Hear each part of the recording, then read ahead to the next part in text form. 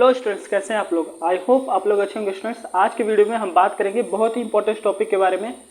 अगर आप लोग जो है यह वीडियो डायरेक्ट देख रहे हो, कहने का मतलब यह है कि मान लीजिए आप क्या कर रहे हो, ये बीच वाला स्टेप है। आप अगर इस वीडियो पर नए हो तो आप जाइए, इसका जो है प्लेलिस्ट आपको इस चैनल पर मिलेगा और लेक्चर नंबर 1 से देखिए, फिर जो है इस वीडियो पे आइए। ये आपका जो है 15वां लेक्चर है, इसलिए आपको बहुत ही आवश्यक है कि आप जाइए और पिछली चीज़ें देखिए, उसके बाद जो है इस पे आइए। तो ज़्यादा देर ना करते हुए चलिए टॉपिक को स्टार्ट करते हैं। देखिए आज का जो टॉपिक है वो बहुत ही सिंपल है। सिंपल कहने का मतलब यह है कि यहाँ पे जितनी चीज़ें आपको बताई जाएंगी बिल्कुल वो सारी चीज़ें थ्योरेटिकल है और आपको केवल लॉजिक उसमें देखना है कि ये चीज़ें होती है। कहने का मतलब क्या है, आज के टॉपिक में हम देखेंगे inspection and handling of the electrical equipment. कहने का मतलब यह है कि मान लीजिए कहीं आप जो है इंस्टॉलेशन कर रहे हैं, आपको हमने जो है इससे पिछले के वीडियो में इंस्टॉलेशन के बारे में बताया है। इंस्टॉलेशन क्या होता है कि आप मान लीजिए आपके घर पे कभी भी जो है, मान लीजिए आपके घर पे कोई भी बिल्डिंग बन रही हो या आपका घर बन रहा हो, तो क्या होता है कई सारी जो है क्या होता है, कई सारी चीज़ों की आवश्यकता होती है। जैसे आपकी ब्रिक्स हो गई, ईंट्स हो गई, सैंड हो गया, सीमेंट हो गया, ऐसे कई सारे जो है सब्सटेंस की आवश्यकता होती है, उसको मिला करके आपका घर बनता है। ठीक उसी प्रकार मान लीजिए कहीं सब स्टेशन है, इलेक्ट्रिकल में अब बातें करते हैं, कहीं सब स्टेशन है तो वहाँ पर भी कई सारे इक्विपमेंट की आवश्यकताएं होती हैं, तो उनको मिला करके इंस्टॉलेशन कहा जाता है। कहने का मतलब है स्थापना करना है आपको। तो उसमें क्या होता है कि इंस्टॉलेशन में क्या होता है कि कई सारी चीज़ों का वहाँ पे क्या होता है कि ग्रुप होता है, कई सारी चीज़ों का ग्रुप होता है। जस्ट इसके पीछे वाले में हमने आपको बताया था। तो आप जानते हैं कि क्या नाम है कि इंस्टॉलेशन जब किया जाता है तो सारे जो आपके इलेक्ट्रिकल डिवाइस हैं या फिर इलेक्ट्रिकल कह सकते हो जो उपकरण या विद्युत उपकरण हैं, उनकी आवश्यकताएं होती हैं।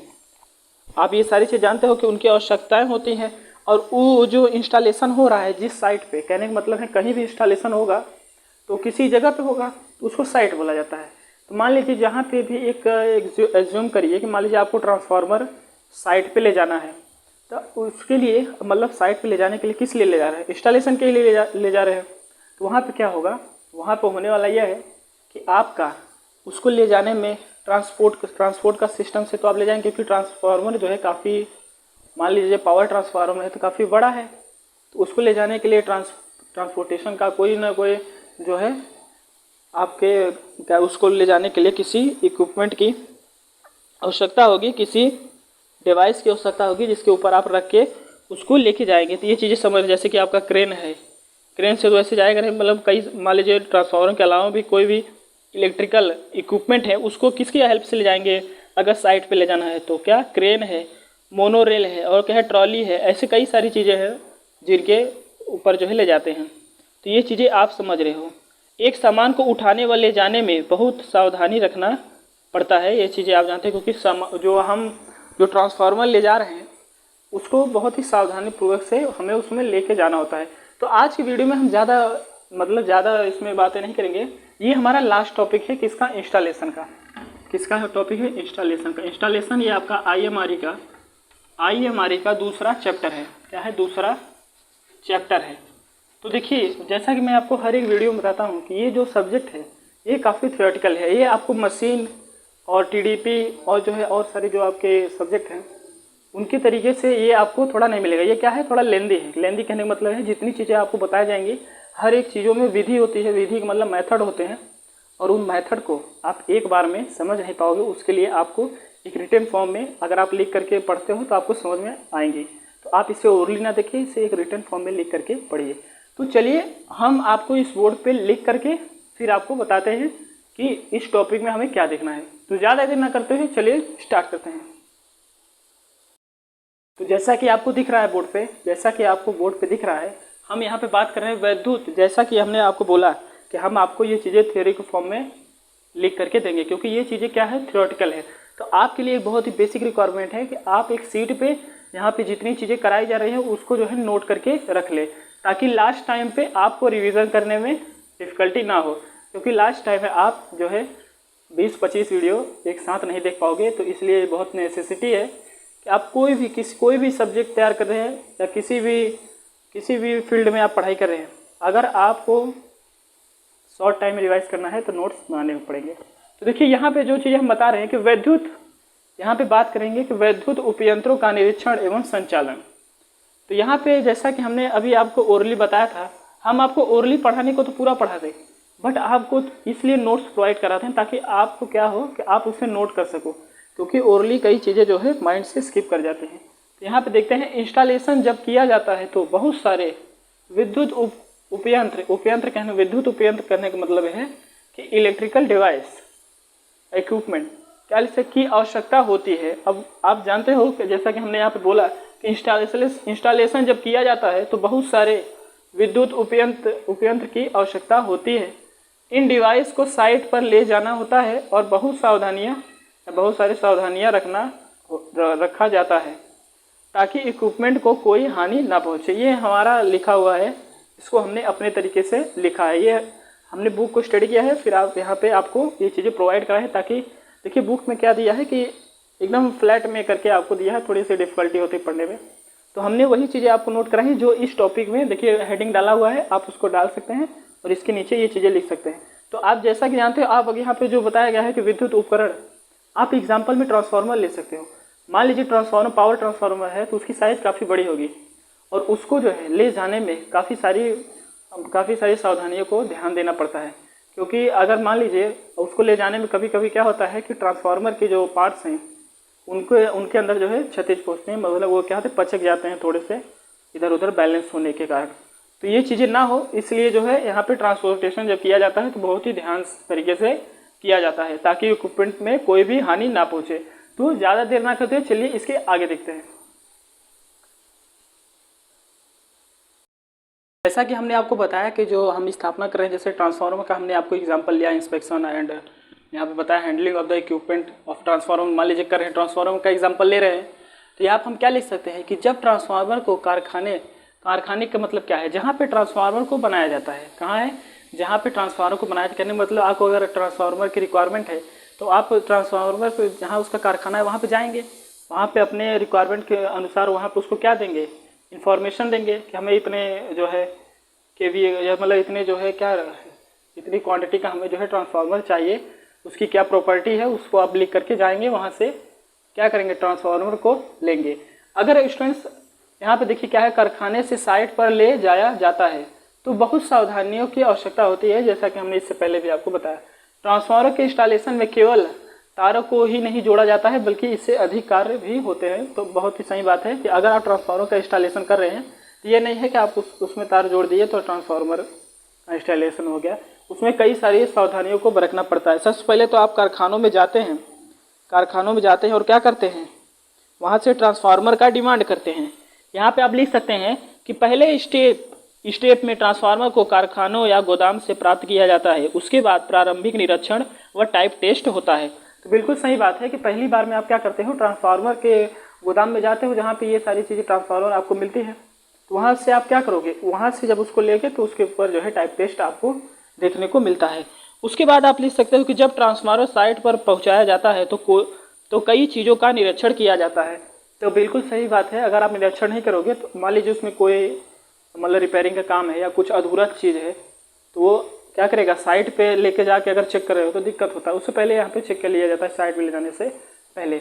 और जो स्ट्रेस, और आप एक यहाँ पे मेन पॉइंट ये लिख सकते हो कि क्या लिख सकते हो कि देखिए बड़े पावर ट्रांसफार्मर का टेस्ट किया जाता है वो जो है संतुष्टजनक स्थिति में है या नहीं। अब सही बात है, जो ट्रांसफार्मर आपको मतलब जो ट्रांसफार्मर आप क्या कर रहे हो, चेक कर रहे हो, टेस्ट कर रहे हो, तो इसीलिए कर रहे हो कि वो सही तरीके से वर्किंग में है या नहीं है। तो बिल्कुल सही बात है, आपको ये चीज़ें जो है कभी भी आप जाइए साइट पे लेने तो वो चीज़ें आप ध्यान दीजिए। और सबसे पहले ये भी चेक किया जाता है कि आप देखिए स्टूडेंट्स, एक बहुत ही प्रैक्टिकल बात है, अगर आप कोई भी इक्विपमेंट लेते हो तो वहाँ पे एक लेवल लगा होता है, लेवल में उसके बारे में बताया जाता है कि ये जो है 50 हर्ट्ज पे है इसका फ्रिक्वेंसी, उसके बाद आपको वहाँ बताया रहेगा 220 वोल्ट या 440 वोल्ट पे ये वर्क कर रहा है। बाकी ऐसी कई सारी जो है आपको वहाँ पे उसके बारे में लेवल में वहाँ पे दिया रहता है, तो उस लेवल को भी मिलाया जाता है कि ये जो लेवल है उस ठीक, हमारे रिक्वायरमेंट के अनुसार है या नहीं है, ये चीज़ें भी आप इसके अंडर में लिख सकते हो। तो इतनी चीज़ें आप ध्यान दीजिए। इसके बिहाफ में अगर हम एग्जांपल लेते हैं तो लिख सकते हैं कि पोल माउंटेड सबस्टेशन, पोल माउंटेड सबस्टेशन के को एग्जांपल के रूप में हम यहाँ पे देखते हैं पोल माउंटेड सबस्टेशन के। आप जानते हो, अब देखिए पोल माउंटेड स्टेशन के, इसके नाम से सुनिए, पोल माउंटेड सबस्टेशन, कहने का मतलब है पोल के ऊपर सबस्टेशन जो है माउंट करके रखा हुआ है उसके ऊपर।